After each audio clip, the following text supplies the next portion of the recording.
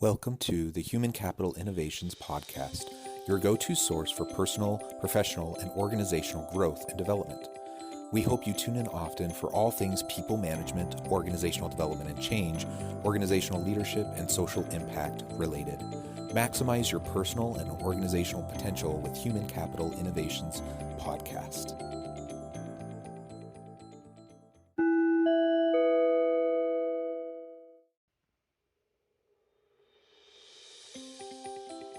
Welcome to the Human Capital Innovations Podcast. In this HCI podcast episode, I talk with Benjamin Preston about developing collaborative and strengths-based teams.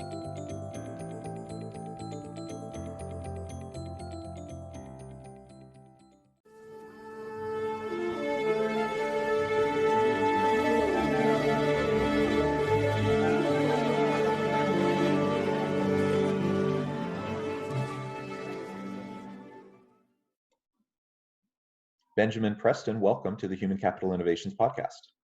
Thanks for having me. Yeah, I'm excited to have this conversation today. You have an interesting background, and I see that you're from Arlington, Virginia, which is such a lovely part of the country. I love going back there to visit.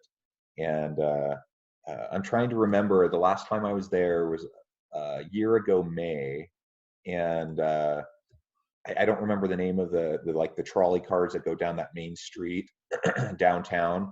And I was staying at one of those hotels close to the wharf area.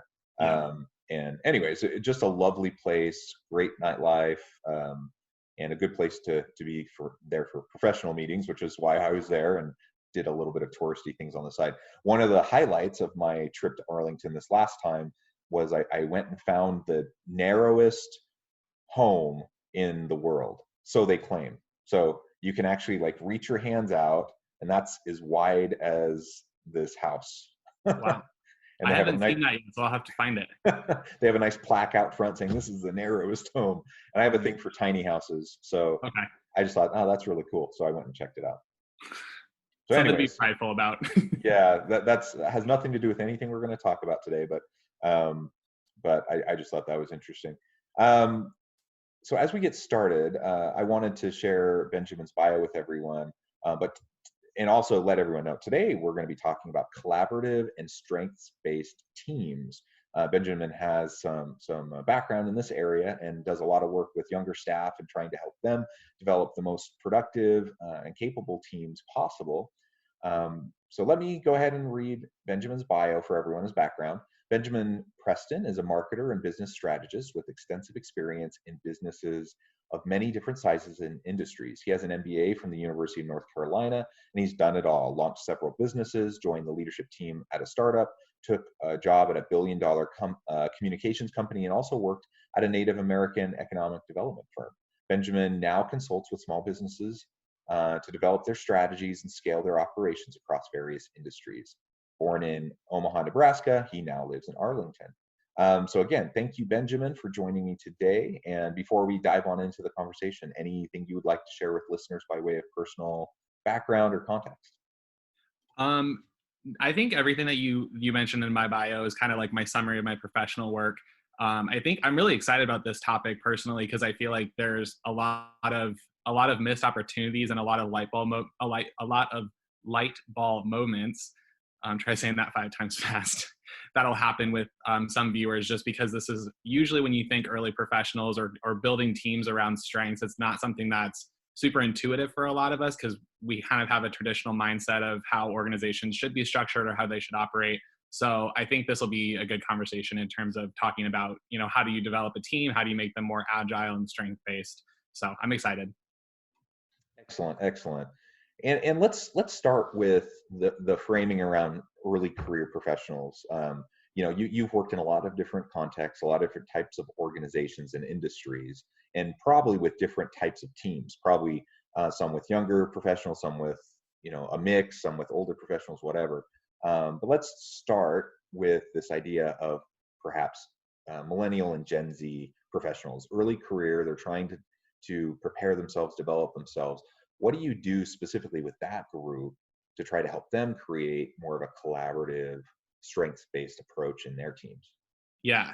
So if you look at it, you kind of have to look at it from two different angles. One angle is looking at it as a young professional. If you, I don't know if you kind of remember like your early formative years in your career, there's a lot of anxiety, there's a lot of uncertainty, there's a lot of sort of lack of stability in terms of where am I going to end up? I don't even know what I want to do for the rest of my life, or am I stuck at this company? Like there's a lot of anxiousness that happens with that. And then from an organizational standpoint, typically people at the lower end of the sort of employment chain, like the individual contributor level people, are usually delegated tasks that are, most would say, not fun, or they're like the grunt work. Like typically people are hired when they're inexperienced or when they come in and they don't have a ton of work. They usually are told, you know, you're going to own this project, this project, this project that nobody really wants to do. Good luck, have fun. And so it's kind of a weird dynamic of like people who are already a little bit nervous of going into the working world are all of a sudden given projects that they don't love, and then they leave a company and people are confused as to why that happens.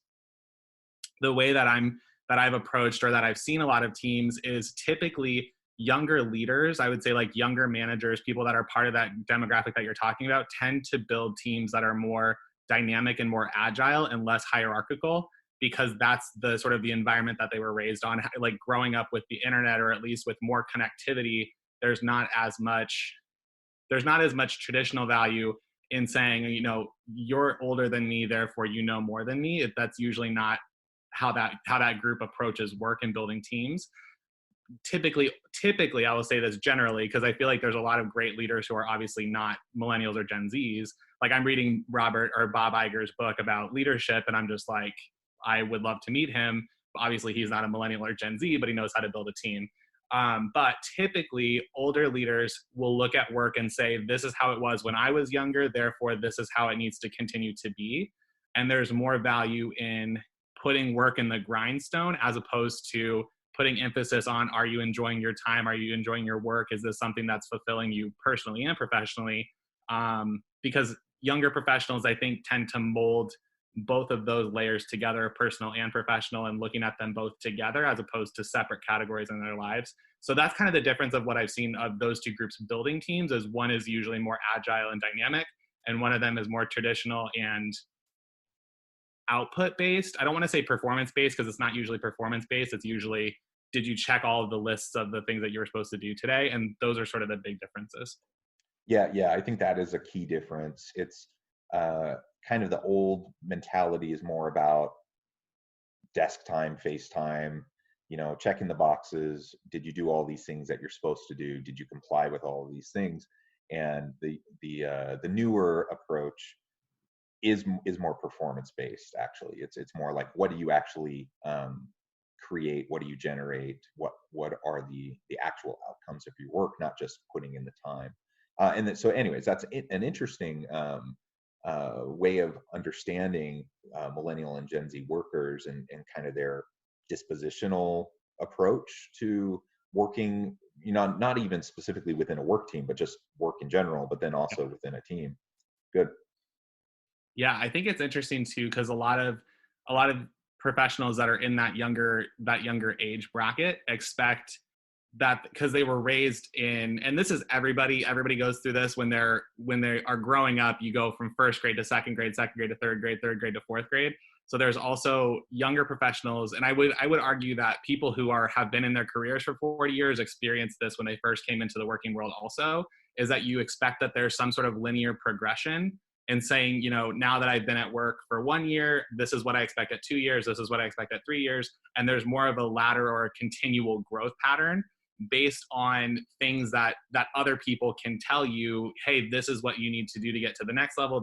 And it's almost like asserted, like it's like, hey, as an organization, we're telling you this is what you need to do at step 1, this is what you need to do at step 2. And a lot of organizations don't do that, which throws a lot of young professionals into sort of a weird space, because they go into the working world and a lot of organizations, there's not really expectations about what is expected at the next level. They might say, you know, here are the competencies that you need to have as a manager or as a leader or a supervisor, but they don't actually give you the growth pattern to say, here's the type of things that you need to grow into.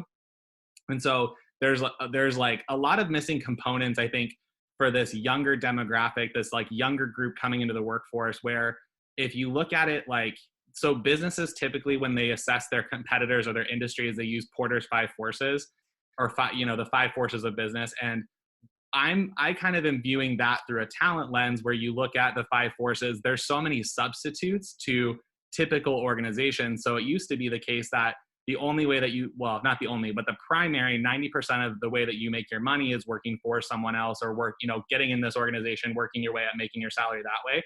But there's a million and one substitutions about how people can make money now. So not only are organizations forcing to adapt to sort of like the digital trends, but they also have to look at the talent portion of it and say, okay, we're losing employees to YouTube. We're losing YouTube as like the content creators, or losing to people starting their own e-commerce business, or starting, you know, like there's so many ways that people can make money that businesses have to kind of look at that talent pool, because that a lot of the innovators, a lot of the creators, a lot of the people that they need to move their businesses forward, or the, you know, the next generation of leaders is this demographic that a lot of businesses aren't putting a lot of time investing into growing and developing. So yeah, that's kind of like my thought process is, at least if you're managing younger teams, I mean, if you're managing teams in general, but creating more of a strength-based approach where you're looking at people's strengths and passions and figuring out how to connect that to the work, as opposed to giving them the work and letting them figure that out themselves. Because I think there's such a missing gap for so many of those, for a lot of those organizations and those teams. Yeah, yeah. And I want to dig into the strengths-based approach here in just a moment, but sticking with millennial and Gen Z workers for just a little bit longer, it's so interesting because, again, big, broad brushstrokes, right? These are generalizations for a whole age cohort. Obviously, there's differences, you know, within that age cohort. But generally speaking, they really, the younger workers really do want and they expect mentoring and coaching on a regular basis. They expect regular feedback, and so just throwing them into a kind of this crummy project that nobody else wants and just say, hey, figure it out, you know, that's not what they've ever done before, and that's not really what they want or expect. And frankly, it's not good management or leadership either. You know, so I don't blame them for wanting and expecting a little bit more than that. But to your point, you know, if they're not happy doing the work that you're giving them, like it's not meaningful, purposeful work. It's just grunt work. It's just the work that nobody else wants to do. Now, there's a certain extent to which people do have to pay their dues. I get that. But oftentimes, leaders from the older generations, they view that as entitlement. They view that as, you know, millennials, for example, not wanting to pay, you know, to pay their dues and to really work their way up.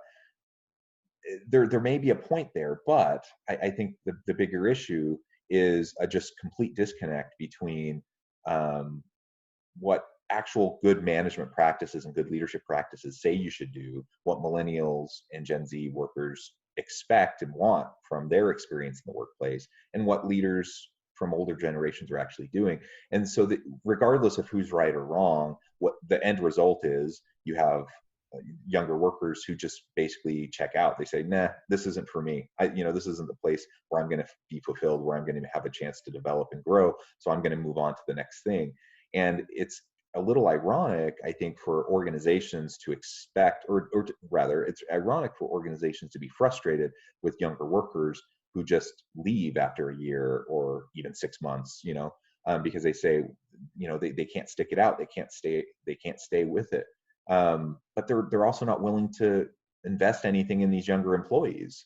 It's really not showing any investment in them if there's no talent pipeline that's been developed, that's been articulated and expressed to these younger employees. And if I get in there as a younger employee and I see no path forward, and I have a boss that doesn't see my value, and they just kind of throw crummy projects at me, and there's no mentoring, there's no coaching, there's no feedback, of course I'm not going to be happy, and of course I'm going to look for a better opportunity. I'm not quite sure why that's a surprise to leaders, but it is. Like, continually I hear that over and over and over again.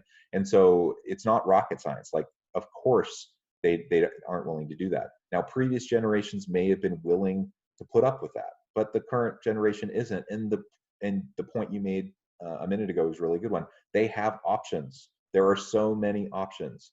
And that traditional 8 to 5 type of job, just doesn't resonate with younger workers as much either. So we have to make sure that it makes sense for them and it's compelling, and that we're leveraging the capacities, capabilities that they bring to the table. So anyways, I just wanted to, these are all things that you were saying, and I just thought I would add to that.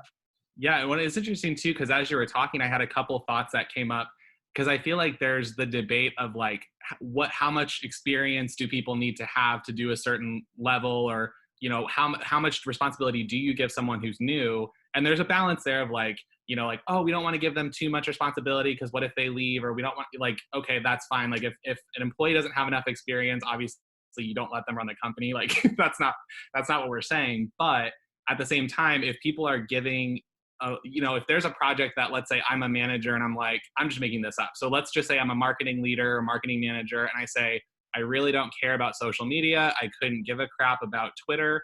I'm going to just give that to my entry-level employee. Typically what comes with that is like your entry-level employee might be super excited to have that project because they're like, wow, I get to create, I get to really do all this really cool stuff. Because let's say that that's what they were hired to do. Let's say you hired a social media coordinator and that was their role.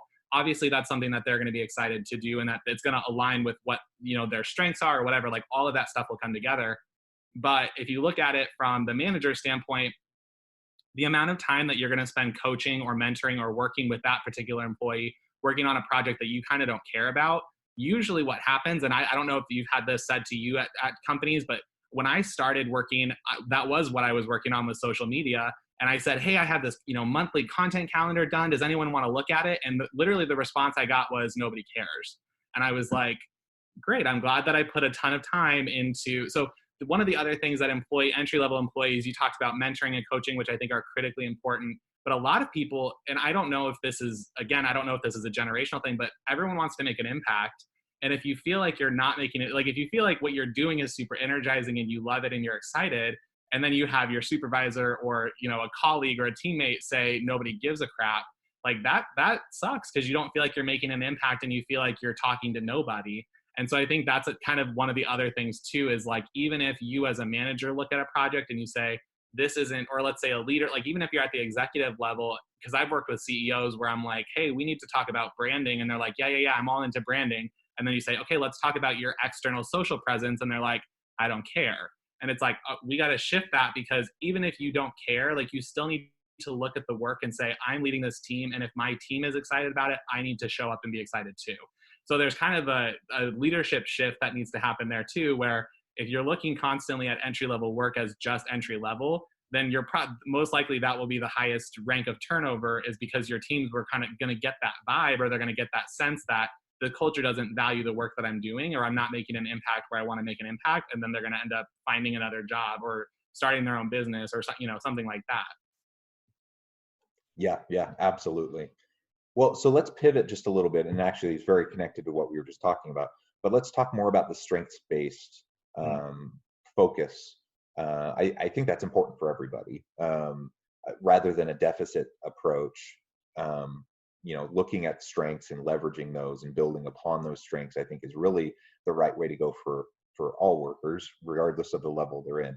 But I think it's particularly important for younger workers early in their career, as they're trying to build confidence, they're trying to learn and grow. So what is a strengths-based approach more specifically, and how can leaders start to leverage that?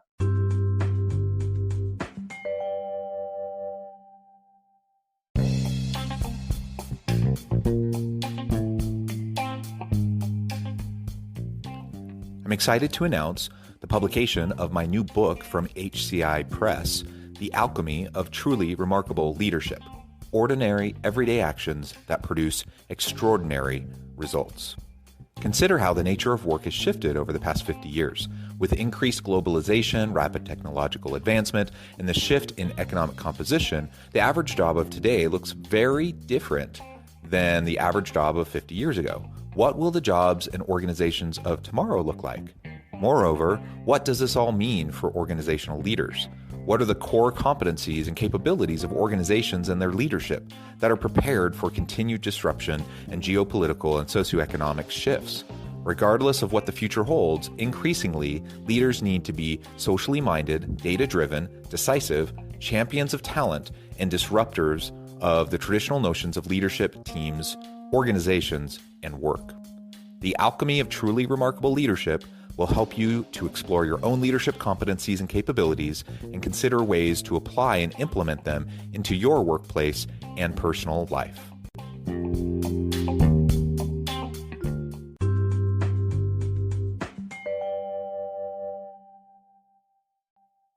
Yeah. So when you think about strengths versus weaknesses, like we all have things that we're naturally gifted or talented in, and then you have things that you're maybe not very good in. And typically you have, if you're doing things that align with your strengths, or I should say, well, I'll flip it. When you're doing things that you really, really enjoy, those are usually your strengths. Those are usually the things that you are really good at. So people don't I'm not a great singer. I don't get pleasure out of performing in front of people, and that's a weakness of mine. So I'm not going to continue doing that, even though I don't like it. Some people love that, and that's their strength. Like that, just to give kind of a weird, fun example. So in the working world, when you think about your strengths, people usually gravitate toward the things that they're good at. So if you are good at, let's say, communication. So just as an example for me, when I was going through college, I was really good at communications and figuring out how to communicate with people in a way that they would receive the message that I was trying to convey. So I would naturally go into that space. I wasn't going into, I don't know, like some other finance, for example, because I'm really not good at finance is not great for me. So I'm not going to go into a finance role. So people are now naturally gravitating toward the things that they're good at. When they start exploring those interests a little bit more, they can see, okay, it's, I really like this part of communication, but I don't like this part of communication. And they start to kind of explore. And the more that they explore and the more that they expand, they find the things that they are really, really passionate about. And then they find the things that they're not passionate about, and that kind of just go to the wayside. They don't really enjoy it. Usually what happens with teams is you have a list of, let's say, skills and responsibilities on your job description. Maybe 10% of those things are things that you absolutely hate. Maybe 90%, or let's say 80% of those things are things that you really enjoy. And the other 10% of those are things that you are kind of like, I'm indifferent about. The more, and let's say that you are really excited, you start working, you find out that, out of that 80% of the things that you loved, you find out that actually 30% of that is stuff that you really, really love. Usually what companies will do is they say, and this is again a generalization because I've seen it best practices both ways, but typically what organizations will do is they'll say, I don't care what you like working on, you are assigned to do this, this, and this, therefore do that. And then that's kind of the thing. So the more that people are in their roles, let's say for 2 or 3 years, they kind of chip away at that job description and they say, from that 80%, I found 30% I'm super passionate about. And from that 30%, I found 10% that I'm absolutely super excited about, but I'm required to do all of this other stuff. And organizations will usually say, I hear you. I hear that you're really excited about doing that 10%. We've had our performance review. You've made it very clear that you love that 10%, but you're going to continue doing everything. And that's kind of how the relationships go. So either people get disheartened and they feel like they're not moving up, or they feel like they're not making progress because they've expanded their role and their skill set, but they're still kind of confined into these smaller spaces of like, here's the stuff that you need to own.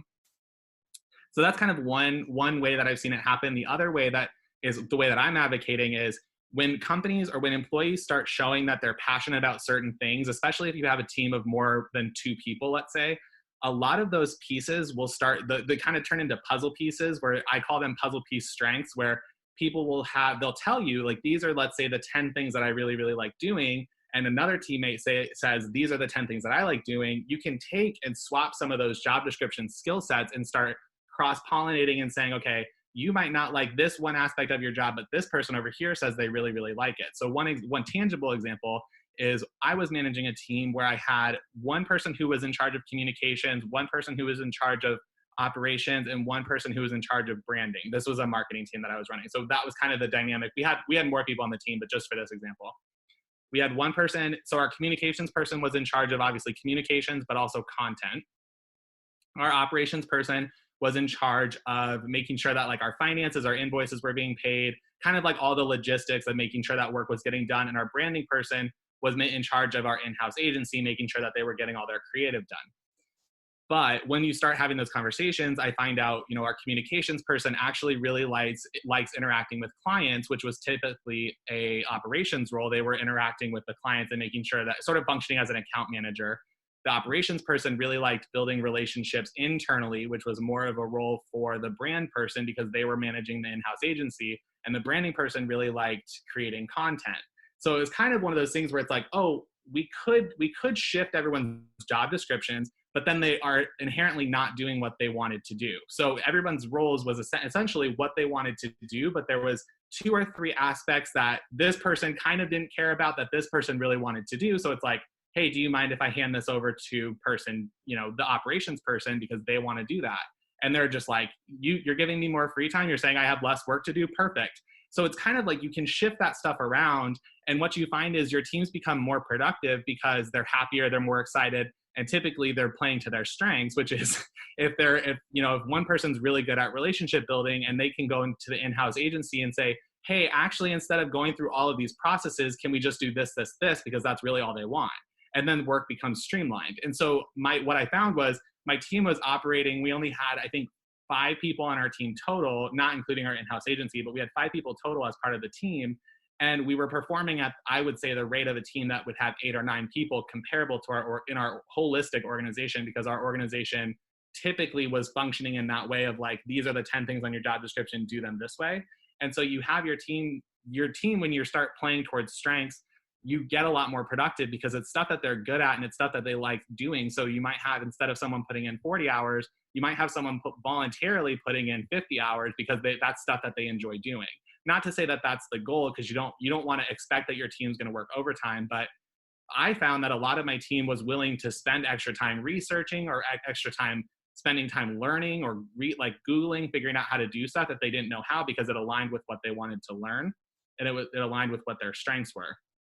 And it took some time to kind of figure out what their strengths were. But in general, that's, I think, how teams should start to be managed, is viewing it as, instead of locking people into the job that they signed up for, like, obviously, yes, that's how you onboard people and that's how you figure it out. But once people start expanding and they start growing in their role, you might find that there's stuff that you don't even need to do. So let's say the example earlier, like let's say nobody in the organization cares about social media. I'm just making this up, but let's say nobody in the organization cares about social media. And really, we don't have any followers and our customers aren't even on social media anyway. What are we doing social media for anyway? Or can we outsource it, or can we automate it, or can we do something different to free up our team to actually do stuff that's fun and interesting for them? So yeah, that's kind of a long-winded way of introducing that topic. But yeah, that's kind of the view of building out team based on strengths.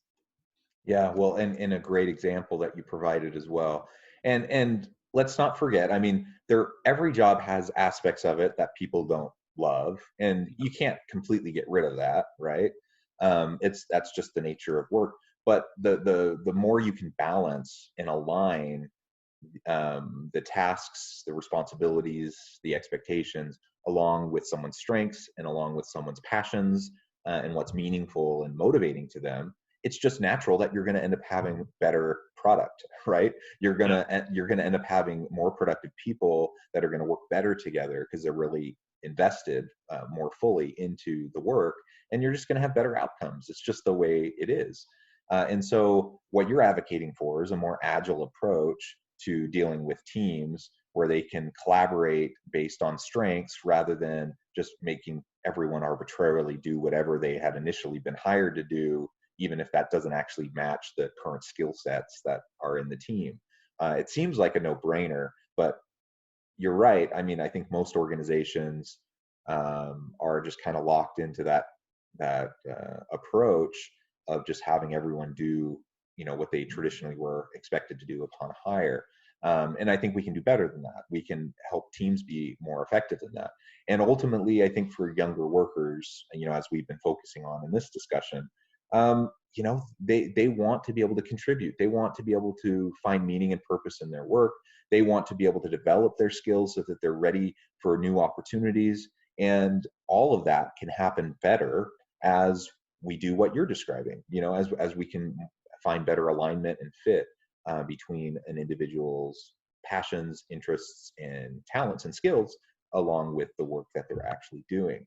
That does require more from me as a leader, because it means I actually have to know my people. It means I have to have more regular check-ins, not from a micromanaging standpoint, but check-ins in terms of that coaching and that mentoring, that feedback loop. Like, we have to have a close feedback loop where we can have dialogue, and by doing that consistently over time, we're going to know our people, we're going to know what they're good at, and we can make tweaks and adjustments to making sure that we're leveraging them to their greatest capacity. And another point I wanted to just touch on real quick, is something you mentioned towards the end of your example, is that some people will then voluntarily be willing to do more work. Now, we're not talking about doing this as a means to exploit labor, right? Right. That's not the point. But it is a natural byproduct of people being energized by their work. If I'm energized by my work, I often will even lose track of time. Because I'm enjoying it so much and I see the value in it. And it's one thing if someone's an hourly employee and they get overtime hours, and I understand organizations need to keep track of that, and for financial reasons they need to they may have to limit that. But a lot of the types of employees that we're talking about, they're going to be exempt from overtime, and the organization is going to be expecting them to get the job done anyways, regardless of the amount of time it takes. And in that kind of a scenario, most people are putting in more than 40 hours. And the question is, are they putting in more than 40 hours based on something they're passionate about? Or are they doing it based on like these arbitrary norms of like FaceTime in the office, or like get there before the boss shows up and leave after the boss leaves nonsense? Like, we have all those types of norms in a lot of organizations that aren't productivity oriented at all. They're just there because someone thinks that's the way it should be. But if we focus on strengths and talents, people will naturally be drawn to investing in that work, and that might actually mean they're putting in more time. But regardless, they're going to be more productive.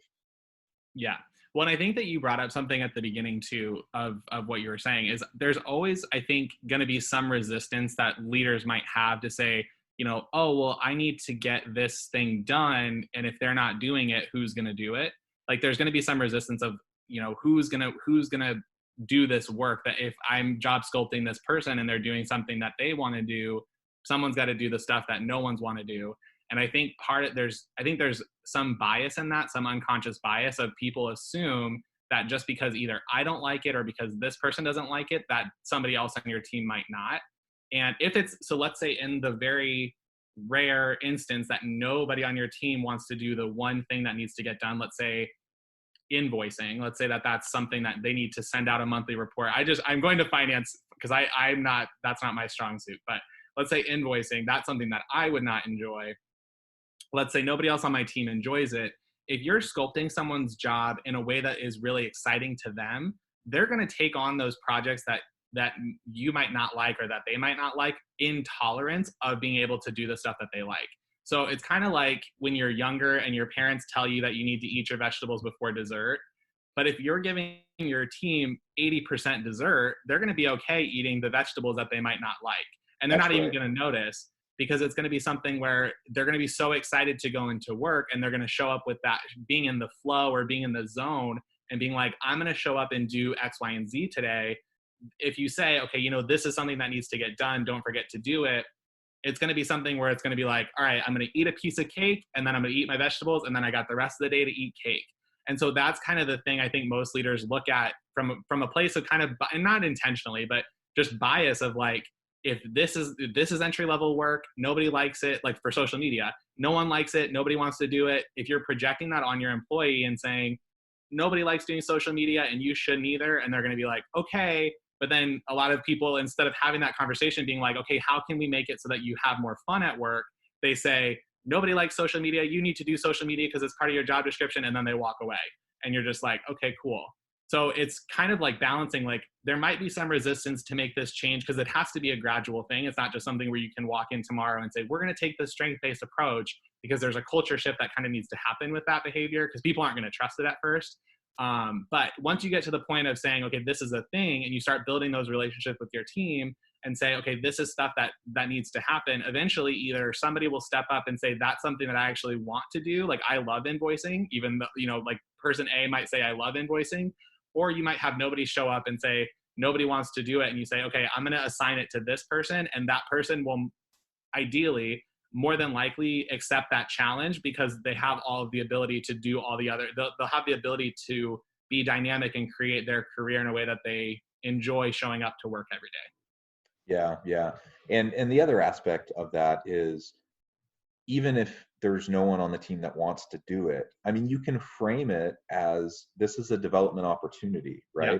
So, I may be more not excited necessarily, but I may be more willing to invest my time and energy into a less desirable task if I know that, hey, if I'm going to ever move up to the next level, I need to understand invoicing. I'm not going to have to do invoicing if I'm the supervisor or I'm the manager, but I'm going to need to understand it so I can check them and, whatever, blah, blah, blah. And so sometimes we just need to help. We take a growth approach to these less desirable tasks and just help people recognize and understand you need a holistic understanding of what we're doing here so that you have opportunities in the future.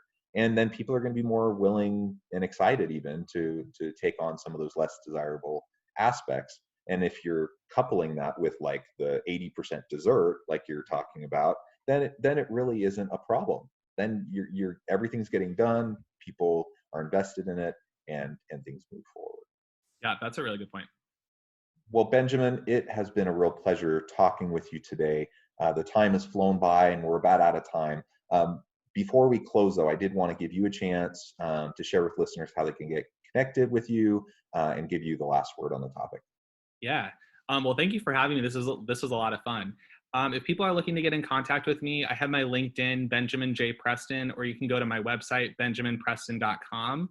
I also have, if you are interested in more information about building an exciting career, I have a book called Harness Your Butterflies that's available on Amazon as well. Or you can find it on my website either way. But yeah, if you're looking to get in contact, my website or LinkedIn is the easiest way. Excellent. Thank you, Benjamin. It really has been a pleasure. You've shared a lot of really great insights, and I hope listeners will reach out, get connected, and take to heart, some of what we've been talking about today. I think having a growth mindset, building upon strengths as we're seeking to grow, and recognizing that sometimes there are generational differences, and that's not necessarily a bad thing. We can build off of those strengths too, right? And ultimately, the goal is to help everyone feel more fulfilled, help the organization be more productive, help the organization be successful. So I think this isn't like a dichotomy where we either have to have people doing crappy stuff that they hate, or we can have a successful organization. Like, we can do both. We really can help people find meaning and passion in work that they do, and we can help the organization be successful. In fact, the one will feed into the other. Thank you again. It has been a pleasure. I hope everyone stays healthy and safe, that everyone can find meaning and purpose at work each and every day. And I hope everyone has a great week. Thank you.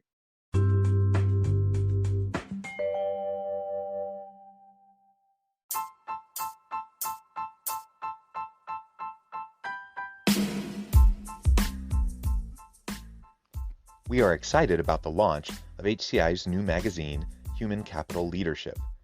Human Capital Leadership is a free, interactive e-magazine designed to help individuals, leaders, and organizations find innovative approaches to maximize their human capital potential. We will be publishing issues quarterly in August, November, February, and May. Check out the first issue and let us know what you think.